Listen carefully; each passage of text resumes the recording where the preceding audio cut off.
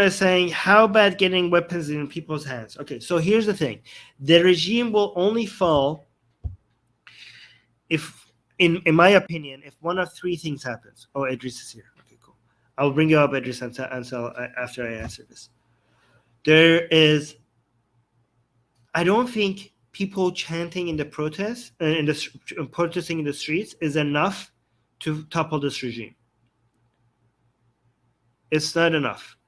Because no matter how many people come in the street, there's no reason for the regime to say there's nothing that will force the regime to stand down because the people are in the streets. The last time this happened in Iran is because the Shah just didn't want. He just gave up. He just didn't want to rule the people who are protesting against him like this. These people that are currently in power, they don't have the same attitude. They will fight tooth and nail to the very last child soldier that they could put in the streets to stay in power, right? So the only way for this regime to topple is for some element of force to be applied to them.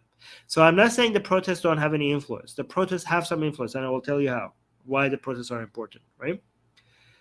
So to be able to put some pressure on the regime, somebody needs to come in with some weapons. Like, you need armed forces. And there's three alternatives for who's going to be armed.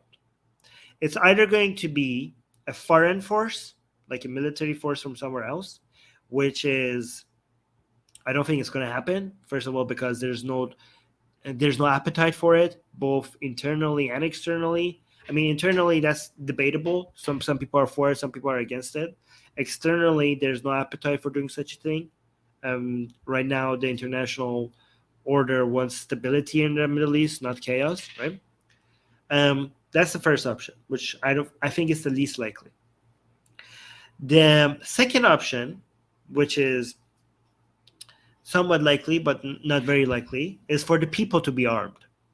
Okay, and for the people to be armed themselves, I think the most likely place that they could get armed is if they take over certain military buildings and stuff and just manage to get the weapons from those areas, right? Maybe originally they would manage to get it from different armed officers in the streets and then use it to go get it from somewhere else. That is the difficult to do and very unlikely, because even if few of them get armed, that is such a red flag that the regime will bring its army in, and the Iranian people, even if they're armed, they're not trained as much as the soldiers to be able to use them. So that might get crushed very fast before it gets to a place where more people are armed. And even if more people get armed and it would be impossible to disarm them, that would be so chaotic that the protests might turn into civil war, and I don't know how you're going to clean that up even after, right? But it's better. It's an option, right?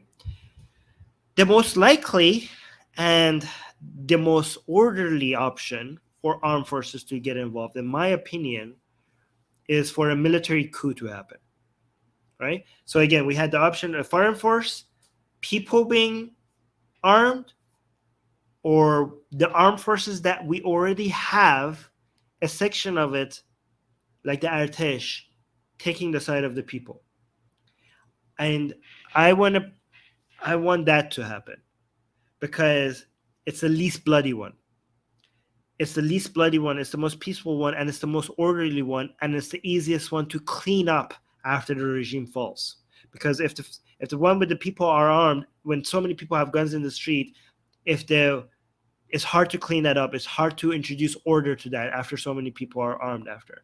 But if the Artesh, which is the one arm of the one section of the armed forces in Iran, if that defects and joins the people, it's already armed. It's basically them taking their weapons and pointing it at each other.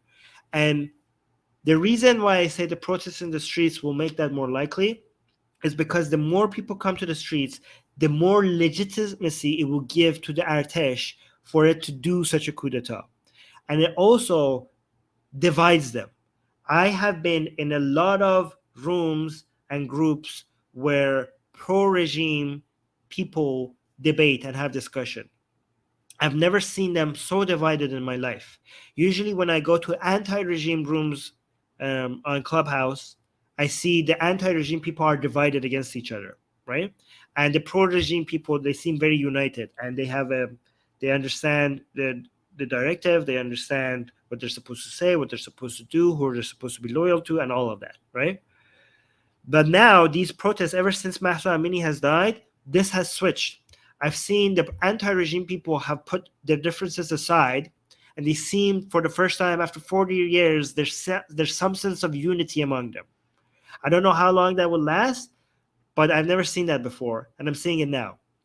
And shockingly, I'm seeing division among the pro-regime people. A lot of them are skeptical now about their position, and a lot of them are criticizing the regime about the way they're handling these protests, and they're attacking each other so aggressively, especially because Khamenei didn't speak for 16 days, so they didn't have a directive about what to say and how to behave and what's right and what's wrong. That 16 days gave a lot of room for a lot of them to sow their own narratives, and their narratives were different from what Khamenei eventually came and said. So it was completely different. It was completely against what Khamenei eventually came and said. So they have made their allegiances visible and shown, and they seem to be more pro people.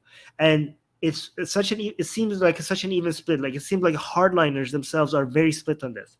And if what I'm seeing on social media among hardliners, pro-regime hardliners, if that division is also happening in the higher ups, that's what you need. That's what you need, because the regime will only fall when the regime turns on itself, because that's the only force that could take down this regime. There's no foreign force that could take down this regime, and the people can't take down this regime by themselves either. The only thing that could take down this regime is the regime itself. So you need to turn it on itself. And by coming in the streets, and you're basically winning hearts and minds here. You're winning the hearts and minds of people that were against you. There are another thing that seems to be different this time is that a lot of the anti-protester forces are hesitant, and they're not following orders when they're told to shoot the people or hit the people. This hesitancy shows that there is defection and more division. And if this trend continues, that's what could take down the regime. People from the regime that have had enough. Anyways, we'll see what happens. Let me just block the spammer, and I'll bring Idris up. Wait. See, okay, one last question. Sina saying, wouldn't a military coup just leave us with a military dictatorship? Yes. But a military dictatorship, unlike a theological dictatorship, right?